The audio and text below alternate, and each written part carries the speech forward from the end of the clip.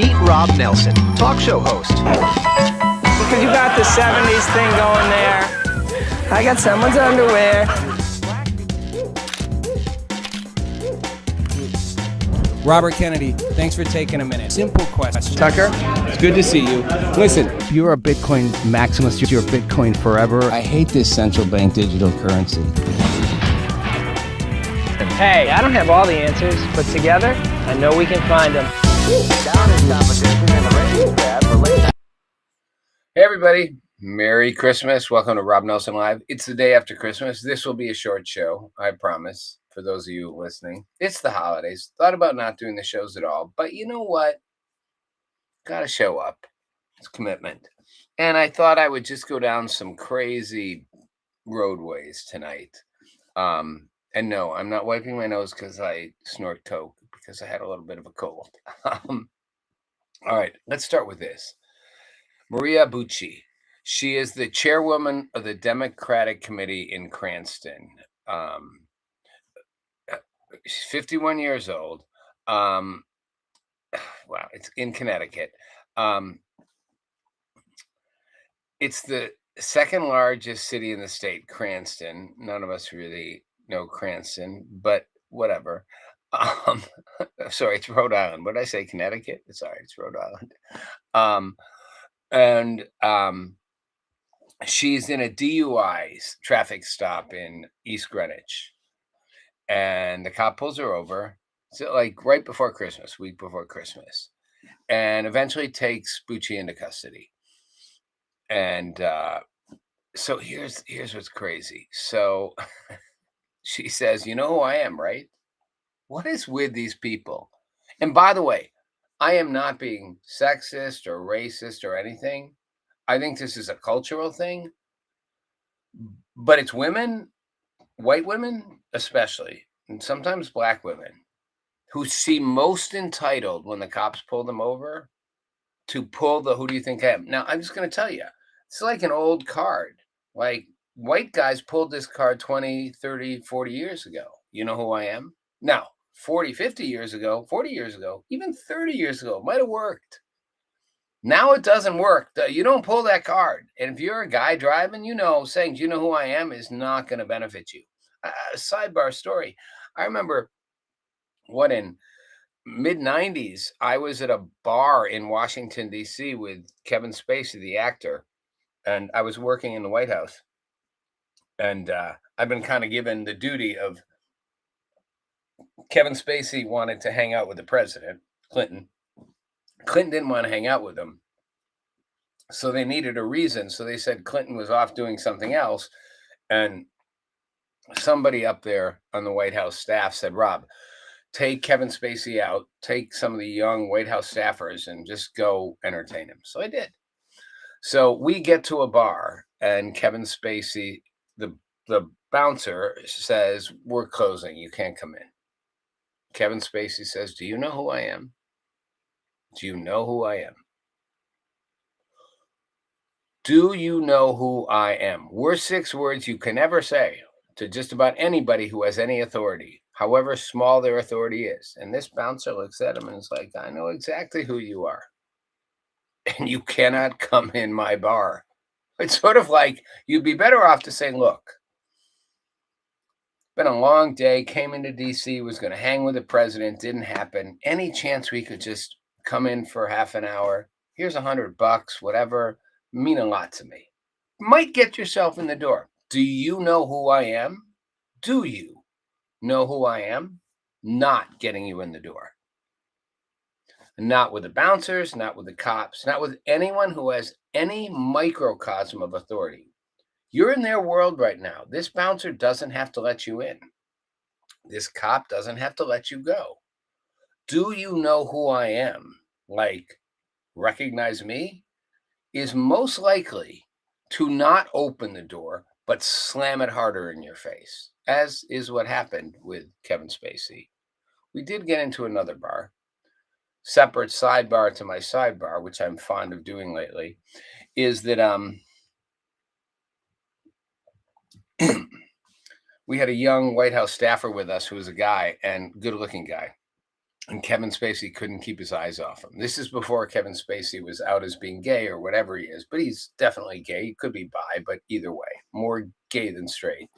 And just couldn't keep his eyes off this guy. And at one point we joked, we're like, "We're all going to leave the table and leave you with Kevin." The kid's like, "Don't do it." I call him the kid. I wasn't that much older than him, but I was old enough to be in charge. He's like, "Don't." He's like 22. He's like, "Don't leave me with him." But here was my moment to tells. Tells matter. I'll come back to the tells at the end of my short episode. Every time a hot woman walked in, Kevin Spacey never noticed. Every time a hot guy walked in, the head turned, the jerk. Now, as a straight guy, I know how that works. Your head turns when you see a hot woman. Now, maybe you're careful or cautious. If you're around a girlfriend, your wife, or just even friends, you might just do the little eye avert. But Kevin Spacey's head spun on a swindle when he saw a hot guy, didn't even budge with a hot woman. The tells. Remember the tells before this episode ends. All right, let's go back to Maria Bucci, 51, chairwoman of the Democratic Committee in Cranston, the second largest city in Rhode Island, who says, "Do you know who I am?" You know who I am, right? After he says he smelled alcohol on her breath and said she was driving erratically. He says, "I don't know who you are. I don't know who you are, miss." And then he pauses and says, and this is all on his body cam, which again, remember, folks, those of you who think, "Do you know who I am?" will work. They're all wearing body cam. It's all being recorded. It's like people who write stuff on social media. It's all going out there. It's all on the record. Whatever you're saying to him is being recorded.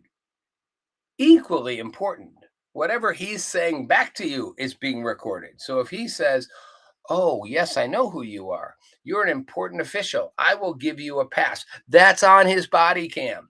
He might not want to say that for moral reasons, ethical reasons, the reasons like the bouncer in DC decades ago didn't want to let Kevin Spacey in. He might just not want to say it because it's going to be recorded. He can't say it. So how dumb are you to think he could? And how even dumber are you to not care that you're going to be recorded asking him to? It's like, here's a camera on you as you ask, "Can I bribe you?" Well, how's that going to work if he says yes, knowing there's a camera?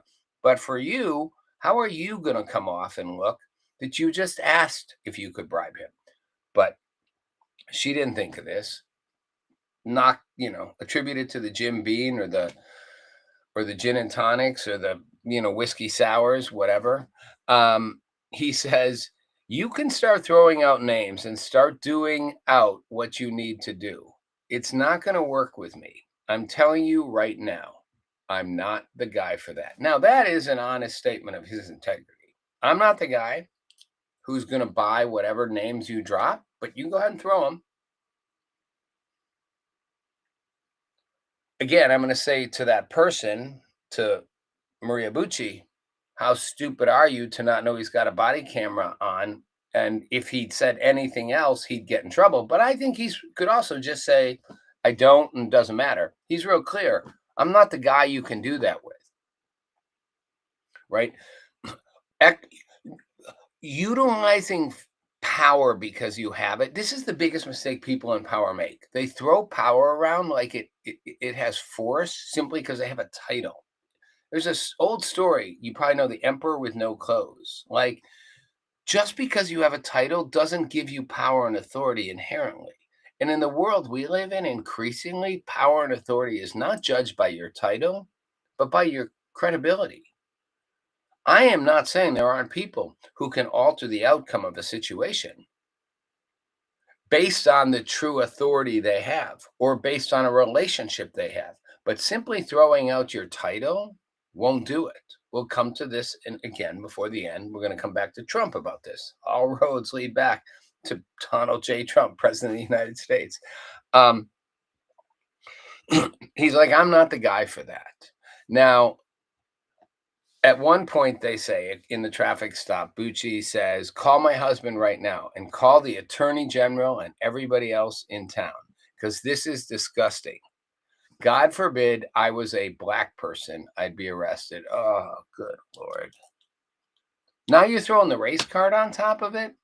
The race card on top of the gender card, on top of the power card?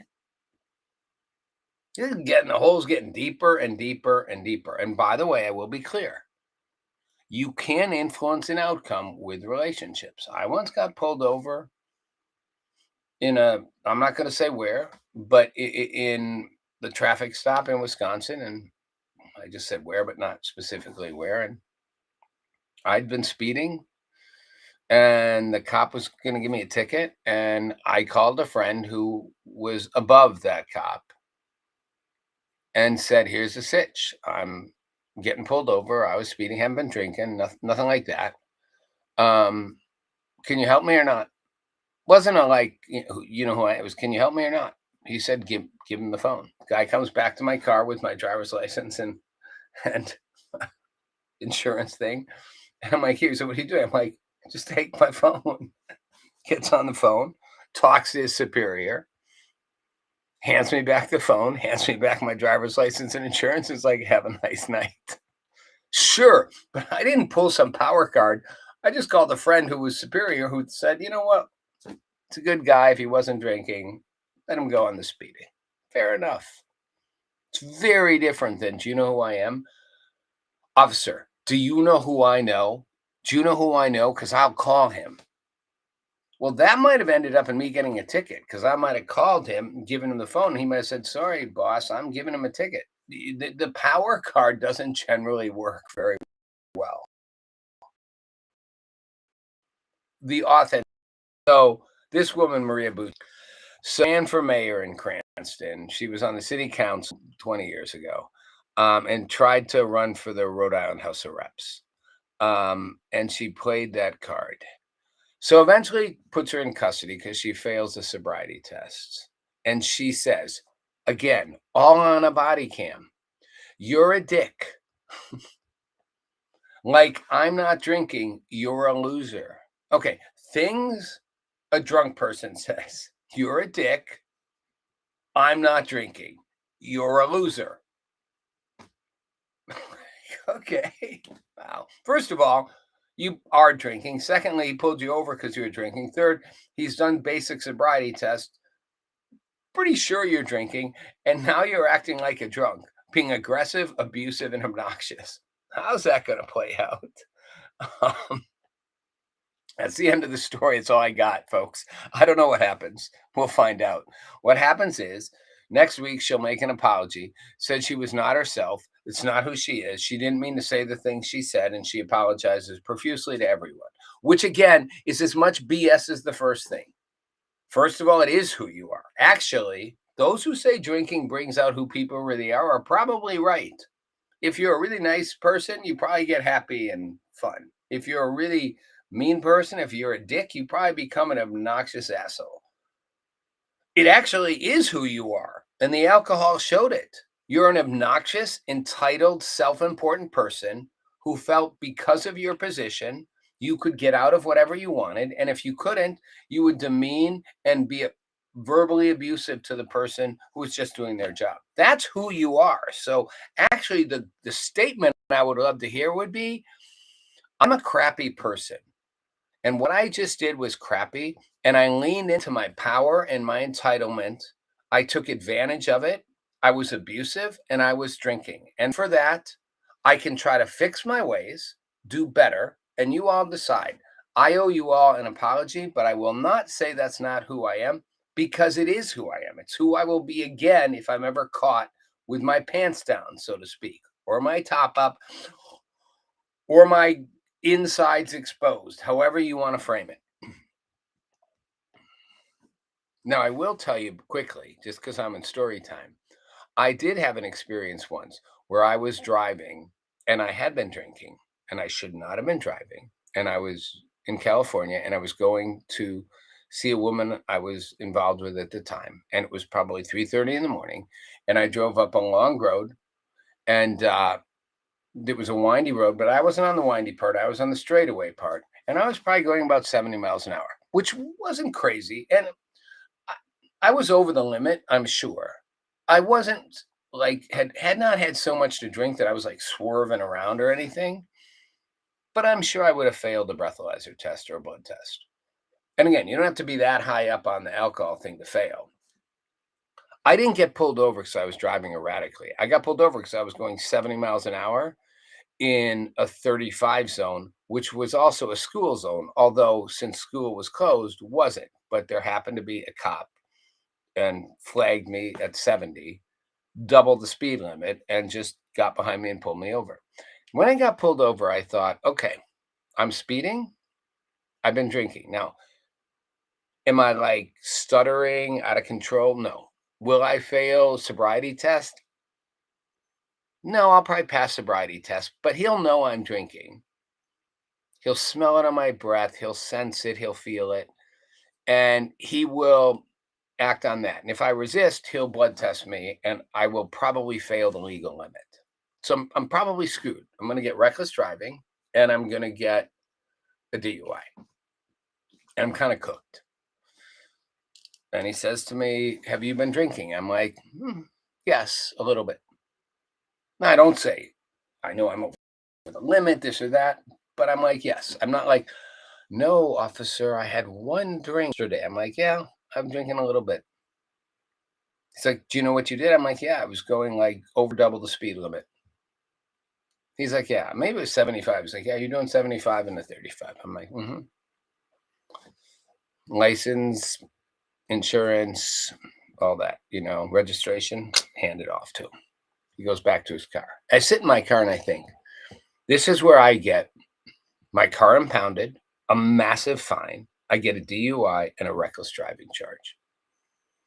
All because I wanted to go up and see this woman that I was involved with at 3:30 in the morning. And honestly, had I simply gone the speed limit, would have been fine. I wasn't like across the road. I was just going fast on a straightaway. It's not like I would have done that up the hill. Not a defense, just an honest intellectual explanation that I wasn't like gone where I didn't know what I was doing. I just was like driving up this long stretch thinking it's the middle of the night. I'll be fine. He comes back to my car and he looks at me and says, holding my driver's license, registration, and insurance card in his hand, "Do you know who I am? Do you recognize me?" Now, the reason this story is important is I want you to remember what I said about the people who go, "Do you know who I am? Do you know who I am, officer?" He said to me, "Do you know who I am? Do you recognize me?" I'm like, "I do not." He's like, "You really don't?" I'm like, "I do not. Should I?" He's like, "Yeah, maybe." And he proceeds to tell me that he and his wife and his small daughter came on my Fox show, on my Fox syndicated show. She had a hearing issue and had a cochlear implant right when they were, this is, 25 years ago, when they were new and very kind of risky advanced medical procedure. And he's like, "We came on your show. You recognize me now." Now, here's where I could easily say, "Sure, totally, man. How you doing?" But again, I'm not trying to sell who I am, nor am I trying to lie. I'm like, "Honestly, officer, I'm sorry. I don't recognize you." And then he explains, "Came on your show with my wife," because he says I was on your Fox show. I'm like, it's like, "With my wife and my daughter who had a cochlear implant." And he says, "And remember, you talked to us," because I had a live audience and I go have guests in the audience. And I was like, and he's like, "And you kind of brought our story to light in a really humane and gentle way." And at that point, I do genuinely remember him. Not up until then, but then I remember, because I remember the family and the kid. And I'm like, "Oh my God, yes, I absolutely remember it." I'm like, "I'm sorry I didn't remember right away, but totally remember you now." Because I did. At that point, it was honest. I was like, "Oh my God, I do remember them. They were vulnerable, they were young, they were worried about their daughter." And I'm like, "Yeah." And he's like, "Yeah, it meant a lot to us." He's like, "You really made us feel heard. We were vulnerable. We know how the business works. We've been brought on a show. We wanted attention to help our daughter, but you didn't take advantage of us. You made us feel heard, seen, protected." I'm like, "Wow, that is awesome. Thank you for that. How's your daughter?" "She's not doing great right now." I'm like, "I'm really sorry to hear that." Now, at this point, I will be honest with you. I'm ready to get my DUI, my reckless driving, and the whole thing. But I'm glad I made a difference in this guy's life. I'm not like, "Well, thank you, officer. So can I go?" I'm like, "Okay, well, I'm really sorry about that. And I'm really glad that what I did on that show made a difference for you." Because that's how I did my show. I did it with integrity. I did it with care. I did not want to ever exploit anyone. And he looked at me and he's like, "Well, we never forgot it and never will." And he hands me my driver's license, insurance card, and registration. Now, he'd asked me before what I was doing. I told him driving up to see this woman up top of the hill. And he's like, "Drive up there, get where you're going. Make me one promise. You will park your car and not drive again tonight." Meaning, I know you've been drinking and you shouldn't be driving and I shouldn't let you drive. I could impound your car right now. Drive up there, park, don't drive again. And I'm like, "Wow, thank you. I will. I promise you I will park the car, not drive again. And thank you for that." And he said to me, "Thank you for what you did for us."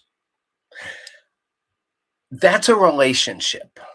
Whether it took 10 years, 15 years, 20 years, whether it's 40 years. That wasn't a extraction. That wasn't a "you owe me." That wasn't a "do you know who I am?" That was a "hey, I don't even recognize you." But he's like, "I remember what you did for me. Thank you. It made a difference. I'm doing something for you." That's how the world should work. Sadly, it's not how most of us operate. We operate transactionally. I'm going to give you something and get something. I'm going to extract something and give as little as possible. I'm going to tell you who I am, transaction, and make you feel like if you don't do something, I'll cause you pain. Transactions. Relationships build on it. I mean, it's the old thing with the Godfather in the movie, like twisted, warped, whatever. If the Godfather owed you a favor, he'd honor it. There's a certain power and trust in that. And a beauty in organic relationships. We don't build relationships. I will say to people, don't worry about the deal. Don't worry about the transaction. Worry about the relationship. If you build a relationship, a real relationship, the transactional part will happen or it won't. The more important part is the relationship.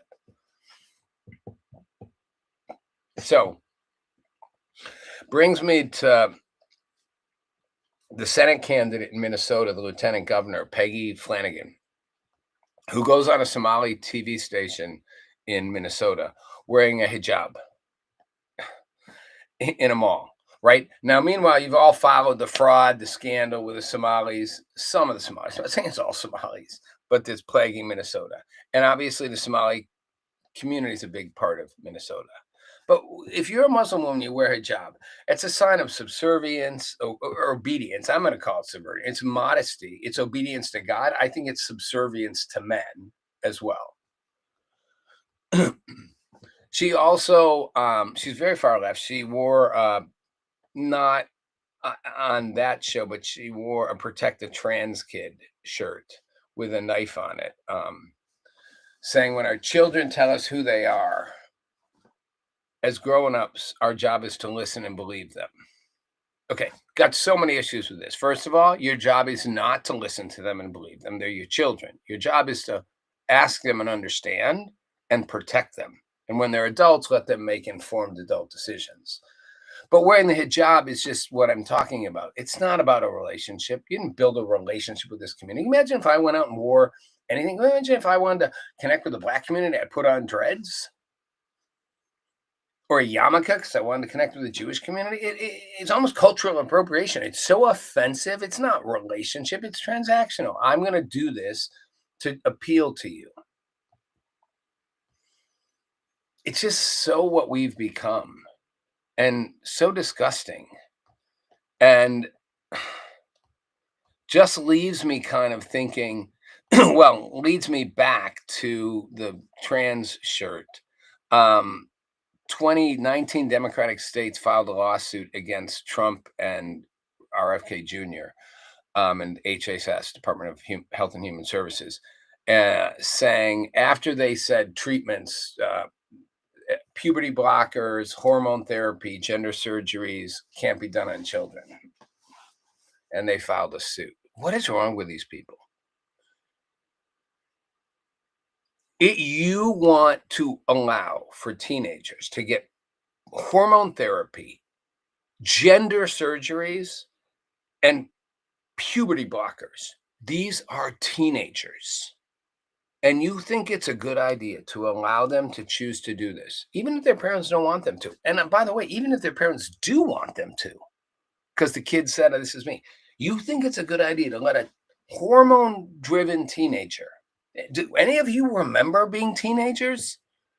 The worst time in your life to have to make massive decisions that would affect your biology and your future forever. You're going to change your mind 15 times about everything. But no, let's let you get not just puberty blockers, not just hormone therapy. Let's actually let you have gender transitioning surgeries as a teenager. But nope, because the threat that RFK said that we'll cut you off of Medicaid and Medicare if you do those treatments, 19 states file a lawsuit saying Kennedy can't unilaterally do this, can't fight it. Letitia James from New York, the Attorney General, says, you can't deny medically necessary health care. You're telling me gender surgeries are medically necessary health care for a teenager who's sorting out their identity? California, Colorado, Connecticut, Delaware,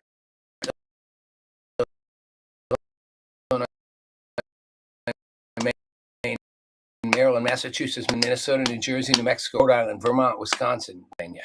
Join the suit. What is with you people? I'm not against someone having a gender affirming surgery. I'm not against having treatments to figure that out if that's where you're going. I'm against letting a minor do it. And I'm super against letting a minor do it without parental consent. And even more against the notion that this is somehow logical, thoughtful, scientific healthcare. If your 15-year-old decides they aren't the gender that they were born with, the sexual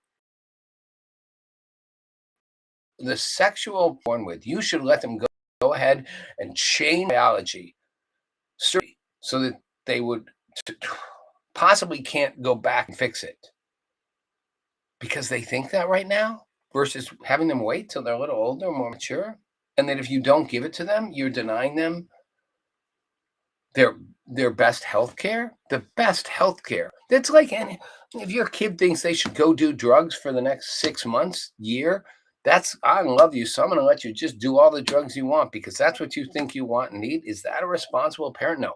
And this isn't responsible medicine, and it's not responsible thinking. But that's where we've come. That's what we've gotten to. All right, I'm wrapping up. I said I would bring it back to Trump.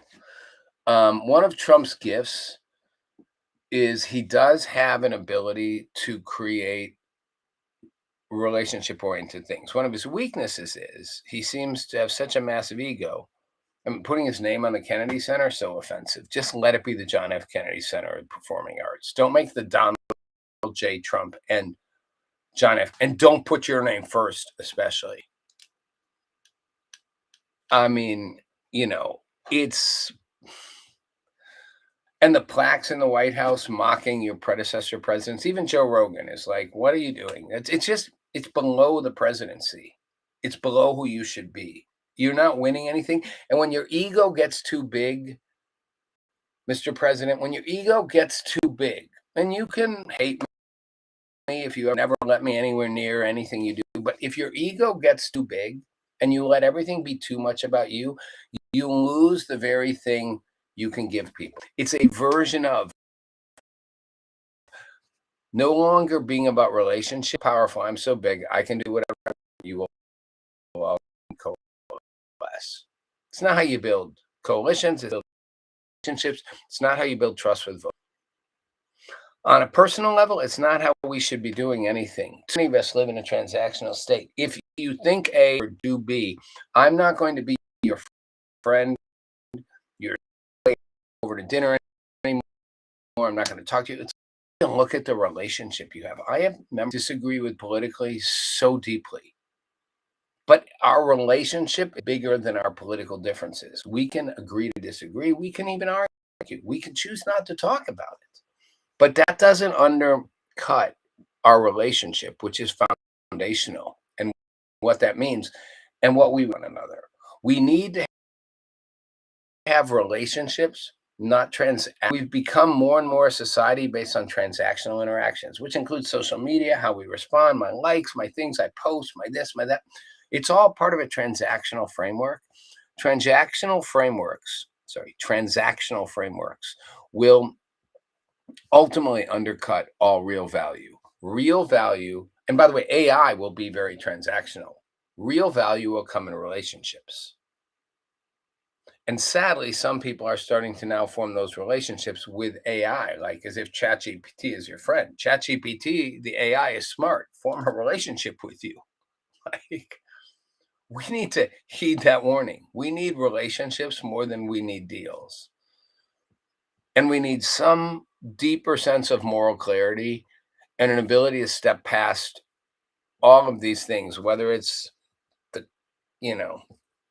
whether it's the woman in Providence in Rhode Island, whether it's Trump and his naming stuff, whether it's the 19 states suing because kids should be allowed to decide to chop their balls off if that's what they want and they can't put them back on. We're not neutering humans. Well, we are, but we shouldn't be. Weird way to end the show, but Merry Christmas. I will be back right before New Year's for our Monday show. Appreciate you listening. Have a good one. And take everything I'm saying with a grain of salt, but also think about the core message underneath. Relationships matter. Transactions are a result of that. Some good, some bad. I'm Rob Nelson. Thanks for watching.